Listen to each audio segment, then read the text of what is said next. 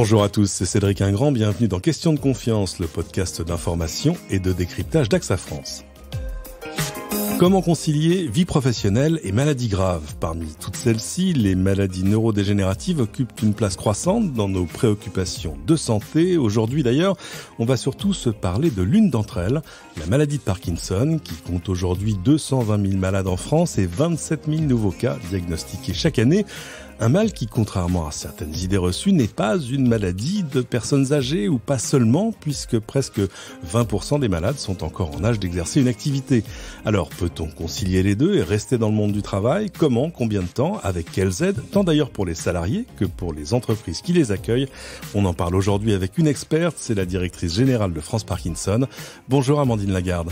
Bonjour.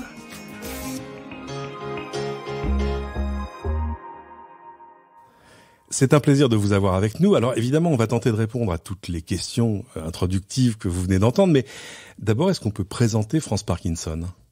Oui, bien sûr. Alors France Parkinson, c'est une association de personnes malades et de proches de personnes malades qui a été créée il y a presque 40 ans, en 1984, par un grand professeur de neurologie, le professeur Yves Agide, à l'époque, pour apporter du soutien aux personnes malades, mais aussi pour permettre de collecter des fonds pour financer la recherche. Alors, on le disait, vous n'êtes pas une jeune association, vous avez presque 40 ans. Oui, presque 40 ans. Aujourd'hui, on est la seule association à l'échelle nationale qui soit reconnue d'utilité publique en France. Donc, on dispose en fait de soutiens qui sont nos adhérents et nos donateurs. Ça représente à peu près 16 000 soutiens. Et puis, on est une association qui repose essentiellement sur le bénévolat. On a 500 bénévoles à peu près dans notre réseau un peu partout en France qui animent environ 80 comités départementaux pour justement mettre en place des actions d'information, des actions de soutien, des activités pour les personnes malades. Alors au-delà de vos actions pour les malades, on le disait, vous devez vous aussi vous battre contre des idées reçues. Je le disais en introduction, Parkinson, c'est pas juste une maladie de personnes âgées. C'est une maladie de la vieillesse, mais qui peut commencer jeune. Absolument. On se bat contre plusieurs idées reçues. À la fois, effectivement, celle-ci, sur l'âge des personnes malades, parce que, certes, effectivement, il y a des personnes qui sont touchées à un certain âge, et plus on avance en âge, et de toute façon, plus on est exposé à ce genre de maladie neurodégénérative. Mais c'est une maladie qui peut survenir chez des personnes plus jeunes. D'ailleurs, en moyenne, les personnes sont souvent touchées par la maladie autour de 65, 70 ans. Donc, ça reste quand même encore assez jeune maintenant avec l'espérance de vie qui s'allonge. Et puis, on a toute une proportion de personnes malades qui sont touchées bien avant, donc autour de 60 ans, même encore avant, autour de 50 ans, même encore avant. Alors, c'est des cas plus rares. Je crois 5% des malades ont moins de 50 ans. Absolument. Donc, on peut même avoir des personnes qui sont touchées à la trentaine. On a certains cas. C'est pas le plus fréquent, mais on a quelques personnes qui peuvent être concernées par la maladie à ces âges-là. Donc là, de fait, on est dans la vie active, on est dans la vie professionnelle très souvent, dans les projets. Voilà. Donc, c'est encore d'autres sujets que ça soulève, d'autres enjeux. Alors pour autant, c'est pas un coup d'arrêt, on va le voir. On comprend, un Parkinson fait peur, un peu d'ailleurs comme sa cousine Alzheimer, parce qu'évidemment c'est une maladie dégénérative et incurable. On peut rappeler en 2 mots ce qu'est la maladie de Parkinson et comment elle se manifeste ? La maladie de Parkinson, c'est une maladie neurodégénérative, effectivement, comme d'autres maladies comme la maladie d'Alzheimer.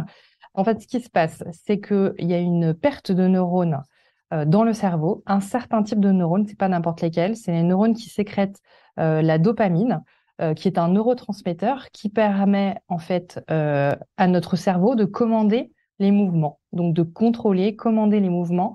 Et en général, la maladie commence par toucher les mouvements automatiques, donc c'est tous les mouvements qu'on fait sans y penser. Et petit à petit, ça va aussi atteindre parfois les mouvements volontaires. C'est une maladie qui se traduit par des symptômes plutôt moteurs au départ. En tout cas, ce sont ces symptômes-là qui vont permettre de poser un diagnostic par le neurologue. Ce diagnostic, il est en général posé sur la base seulement d'un examen clinique de ces symptômes. Il n'y a pas d'examen du type imagerie cérébrale ou du type prise de sang à faire et qui puisse confirmer vraiment. Il n'y a pas de marqueur physique, il n'y a pas de marqueur biologique de la maladie ? Alors, il peut y avoir, si le neurologue a un doute, il peut prescrire un examen qui s'appelle le DaT scan et qui permet d'avoir une photographie un petit peu du taux de neurones dopaminergiques dans le cerveau, mais c'est pas un examen qui est absolument indispensable pour diagnostiquer la maladie. C'est-à-dire que bien souvent, les neurologues se basent simplement sur ce qu'ils observent, sur les tests neurologiques, etc., à l'examen clinique. Et donc, notamment, les 3 grands symptômes de la maladie de Parkinson, qui sont donc des symptômes moteurs, c'est la lenteur, la rigidité et le tremblement. Le tremblement, c'est le symptôme le plus connu de la maladie de Parkinson, mais en réalité, c'est pas le symptôme le plus fréquent puisqu'il touche environ 2 tiers des personnes malades. 1 tiers des personnes ne tremblent pas et ne trembleront jamais la plupart du temps. Donc voilà, c'est pas que la maladie du tremblement, c'est une autre idée reçue contre laquelle on essaye de lutter pour faire changer le regard sur la maladie de Parkinson. Donc sinon, lenteur, rigidité qui sont des symptômes plus fréquents. Et puis ensuite, malheureusement, il y a pas mal d'autres symptômes, y compris non moteurs, y compris au plan psychologique aussi. Donc voilà, notre objectif, c'est de pouvoir mieux faire connaître cette maladie, ses symptômes. Évidemment, là, vous nous dressez un tableau évidemment noir parce que c'est une maladie grave. La bonne nouvelle, j'ai envie de dire entre gros guillemets évidemment, c'est que c'est une maladie avec laquelle on peut vivre longtemps. Absolument. C'est une maladie évolutive, mais avec les traitements qui existent aujourd'hui et qui prennent en charge une grosse partie des symptômes, notamment les symptômes moteurs qui sont handicapants dans le quotidien, en fait, on vit très longtemps avec la maladie de Parkinson. D'ailleurs, aujourd'hui, on considère que c'est une maladie qui n'atteint pas l'espérance de vie. En général, on meurt pas de la maladie de Parkinson, on meurt souvent d'autres choses, ou parfois peut-être de conséquences aussi de certains symptômes, mais pas directement de la maladie. Donc, c'est une maladie avec laquelle les personnes vont vivre pendant des années, voire des dizaines d'années. Mais par contre, effectivement, ça peut engendrer du handicap, engendrer une perte d'autonomie aussi à un moment donné. Donc voilà, c'est important de bien connaître cette maladie, c'est important de bien connaître les traitements parce que s'ils sont pris correctement, ils sont vraiment efficaces et ils permettent de maintenir pendant longtemps une bonne qualité de vie. C'est important aussi de savoir que il n'y a pas que les traitements médicamenteux, il y a aussi tout ce qui est non médicamenteux et notamment l'activité physique qui est absolument indispensable et qu'on promeut largement auprès des personnes malades.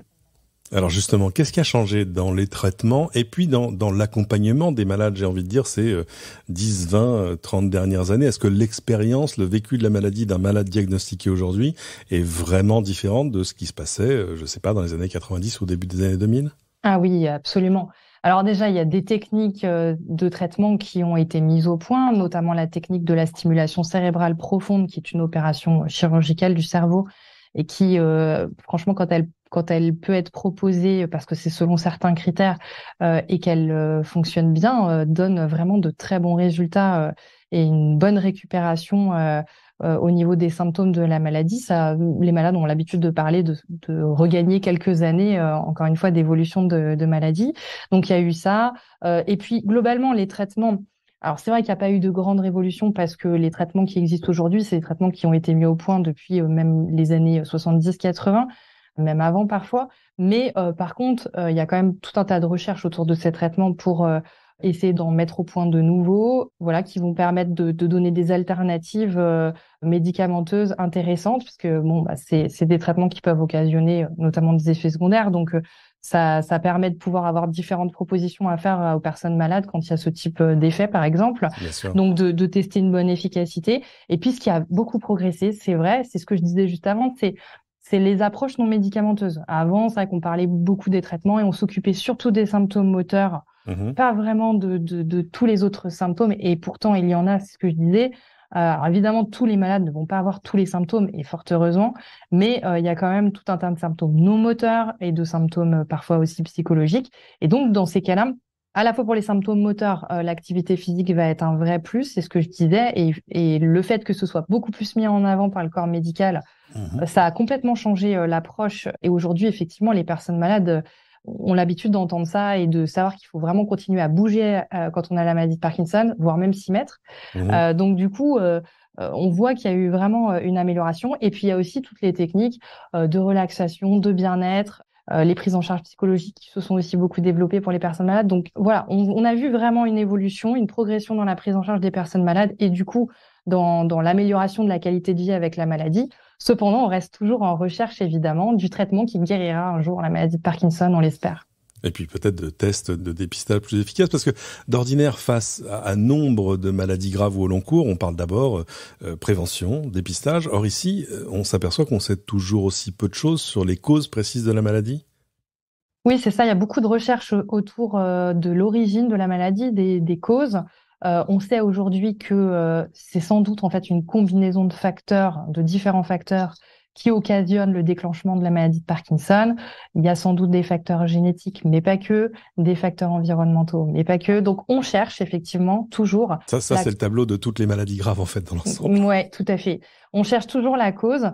Voilà, ça reste encore vraiment un gros sujet de recherche. Donc la prévention, c'est difficile parce que c'est difficile en tout cas effectivement de savoir ce qui pourrait prévenir la maladie. On sait que pratiquer l'activité physique, de toute façon, c'est un plus pour un peu prévenir aussi la survenue de cette maladie.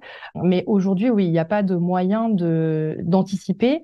Et c'est pour ça aussi que c'est difficile d'aller vers la détection précoce parce qu'en fait, détecter précocement, ça a un intérêt si justement on a des traitements à mettre en place pour prévenir l'évolution de la maladie ou pour prévenir carrément son déclenchement.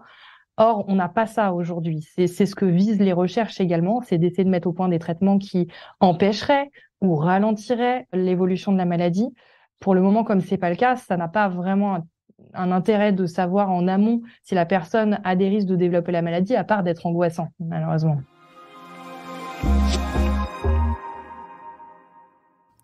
J'en viens à la question centrale de ce podcast, comment concilier maladie et vie professionnelle. On le disait, Parkinson peut frapper des publics jeunes et se développe d'ordinaire très lentement. On a donc dans le monde du travail de très nombreuses personnes qui ont choisi de continuer évidemment à vivre, mais aussi de travailler avec la maladie.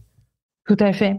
C'est d'ailleurs effectivement quelque chose qu'on recommande, c'est de ne pas tout de suite se dire parce que j'ai la maladie de Parkinson, je ne vais plus pouvoir travailler, je dois arrêter mon travail, etc. Non. C'est pas un arrêt de mort. Pas du tout. Et d'ailleurs, pendant les premières années de maladie, comme les traitements fonctionnent très bien, en général, les symptômes sont bien compensés et on peut vivre, je dirais, presque normalement. Évidemment, la maladie est quand même là, mais dans les premières années, ça va quand même toujours assez bien. Et même si la maladie évolue, c'est sûr qu'il faut l'anticiper. Il y a toujours la possibilité d'envisager des aménagements, des reconversions. Donc voilà, ce n'est pas synonyme d'arrêt du travail automatiquement. C'est sûr que la maladie peut provoquer des troubles qui peuvent gêner le travail. Des troubles attentionnels, de la fatigue, des difficultés à gérer ses émotions, du stress, et puis d'autres symptômes, par exemple moteurs, qui peuvent gêner des métiers qui seraient physiques, par exemple. Bien sûr. Mais tout ça est à évaluer pour voir si ça peut se poursuivre ou s'il faut faire autrement. D'autant qu'on continue de travailler, évidemment, pour gagner sa vie, mais aussi parce que c'est bon pour le moral. Tout à fait. C'est bon pour le moral, ça permet de rester ancré dans le fonctionnement de la société, ça permet de conserver des liens sociaux qui sont tout à fait indispensables aussi dans la maladie de Parkinson. Le gros risque dans la maladie de Parkinson, c'est l'isolement, c'est le repli sur soi. Donc vraiment, c'est un moyen le maintien dans l'activité professionnelle, c'est un moyen de lutter aussi contre la maladie de Parkinson. Le travail, souvent, c'est une source aussi de confiance en soi, d'estime de soi, de satisfaction personnelle. Et donc, nous, on est vraiment dans ce message d'essayer, en tout cas, d'envisager toutes les possibilités avant de se dire non, il faut que j'arrête de travailler ou que j'envisage autre chose. Alors, on va en venir à des considérations presque pratiques. Imaginons, je suis diagnostiqué demain. Évidemment, je me pose plein de questions. La première, c'est est-ce que je suis obligé de déclarer cette maladie à mon employeur ? Non, il n'y a pas du tout d'obligation de déclarer sa maladie à son employeur. Donc, évidemment, la personne peut décider d'en parler avec le médecin du travail qui est soumis au secret professionnel. Donc, c'est plutôt même une recommandation d'en parler avec le médecin du travail pour évaluer avec lui aussi les possibilités de maintien dans l'emploi ou les autres possibilités si ce n'est pas possible de se maintenir dans cet emploi-là. Mais après, nous, on recommande aussi quand même d'en parler si c'est possible avec l'employeur. Si en tout cas, la personne se sent en confiance et a le sentiment qu'il y aura quand même un accueil de cette nouvelle avec bienveillance. Parce que si l'employeur est au courant, la hiérarchie pourra en tenir compte aussi dans sa façon de faire avec l'employé, dans ses demandes, etc. Les collègues pourront également proposer de s'adapter, proposer une aide parfois. Et du coup, tout ça contribue à permettre à la personne de continuer à travailler dans de bonnes conditions, Bien sûr. de se sentir compris aussi, et ça, c'est très important. Donc Pas c'est pas avoir à... obligatoire, mais pour autant, c'est pas une mauvaise idée d'aller en parler à son Non, pas employeur. du Il faut tout. juste se préparer. Il faut juste bien se préparer. Et bon, c'est vrai que malheureusement, il y a des personnes qui ont voulu jouer la carte de la transparence et qui parfois ont eu des déconvenues parce que bon, bah, on ne sait jamais comment les gens vont réagir. Bien sûr. Mais les employeurs n'ont pas le droit de licencier une personne pour une raison de maladie, comme en plus il n'est pas du tout, encore une fois, obligé de le dire. Ça ne peut pas être une raison, notamment de licenciement. Donc voilà, ça peut être des choses qui peuvent être attaquables ensuite, hein, au prud'homme ou autre. Donc voilà, il y a quand même des règles qui protègent les salariés. Le Code du travail dit beaucoup de choses à ce niveau-là. Il faut évidemment préparer tout ça, il faut se sentir en confiance, il faut se sentir prêt, il faut avoir aussi accepté la maladie parce que mine de rien, pour pouvoir en parler, il faut pouvoir Mhm. aussi avoir accepté qu'on l'a et les réalités que ça occasionne. Mais une fois qu'on a pu le dire, déjà, ça évite encore une fois de se cacher, ça évite de dépenser toute une énergie justement pour faire face et ne rien montrer de la maladie.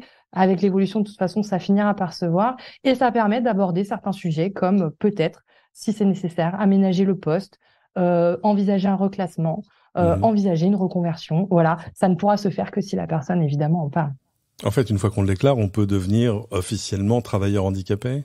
En fait, ça, c'est une démarche très spécifique, la déclaration en tant que travailleur handicapé. Ça fait l'objet, en fait, d'une démarche qui doit se faire auprès de la maison départementale des personnes handicapées pour faire une demande de reconnaissance en qualité de travailleur handicapé. Ça s'appelle RQTH.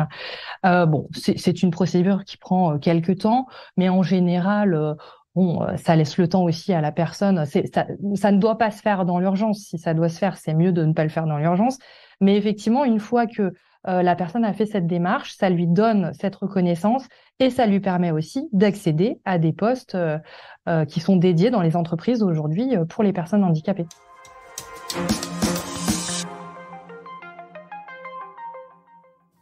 Alors, si on passe de l'autre côté du miroir, pour l'employeur aussi, on l'imagine bien, hein, ce genre de diagnostic, c'est beaucoup d'inconnus tout à coup. Est-ce que ces employeurs, est-ce que ces entreprises sont accompagnées ou ont des ressources pour, elles aussi, arriver à accompagner leurs employés avec ce diagnostic?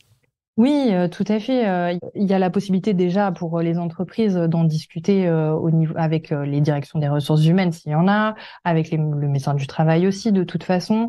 Et puis il y a des accompagnements et des aides parfois aussi qui sont possibles pour les entreprises. Donc voilà, aujourd'hui il y a quand même une bien meilleure prise en compte en fait des personnes handicapées dans le milieu professionnel. Ça s'est beaucoup amélioré aussi ces dernières années. Et donc, les entreprises ont tout à fait les moyens et les ressources pour pouvoir se faire accompagner, pour continuer à accueillir leurs employés handicapés dans leur entreprise ou envisager avec eux un parcours pour la suite. Oui. En pratique, un jeune malade, j'ai envie de dire, qui vient vous voir en disant, je sais pas, à qui dois-je en parler, mon médecin traitant, le médecin du travail, mon neurologue, vous lui donnez quel conseil?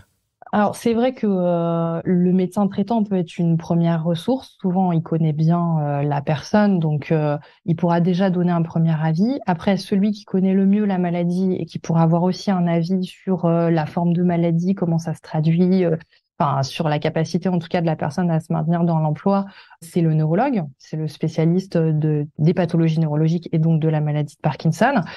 Après, ça peut être aussi l'assistante sociale s'il y en a une dans l'entreprise ou à l'hôpital, par exemple. Des fois, quand les Mhm. patients sont suivis à l'hôpital, il y a des assistantes sociales, donc ça peut être un sujet aussi qui peut être abordé.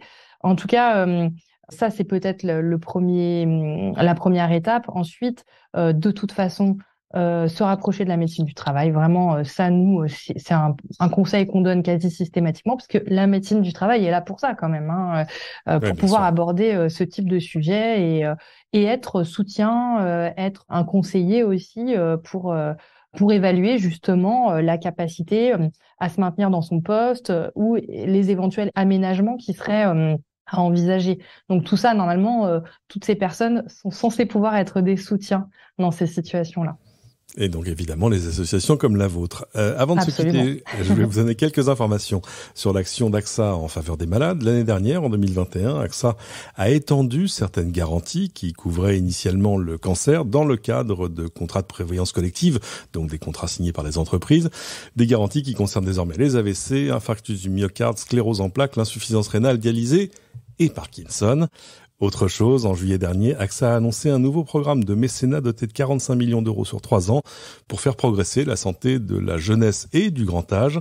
Ça concerne évidemment les maladies infantiles, et les troubles de l'apprentissage et du développement, et puis la perte d'autonomie et les maladies neurodégénératives comme Alzheimer, Parkinson et la maladie de Charcot. Je voulais vous remercier, Amandine Lagarde, de nous avoir donné toutes ces infos et tout ce temps. Avant de se quitter, où peut-on vous retrouver pour en savoir plus sur vous et puis sur France Parkinson ? Alors déjà, merci à vous de m'avoir donné la parole sur ce sujet qui est très important pour nous.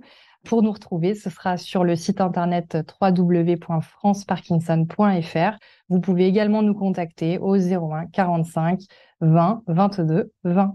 Eh bien, c'est noté. Merci encore. C'est la fin de cet épisode. Merci à tous de l'avoir suivi. On vous invite évidemment à vous abonner à Question de Confiance sur votre plateforme de podcast habituelle.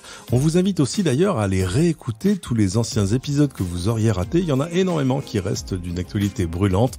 On vous invite enfin à venir sur la page du podcast, nous mettre 5 étoiles et y ajouter vos commentaires et vos questions. Merci à toutes celles et tous ceux qui m'ont aidé à préparer cette émission et on se retrouve très vite pour une nouvelle question de confiance. Salut.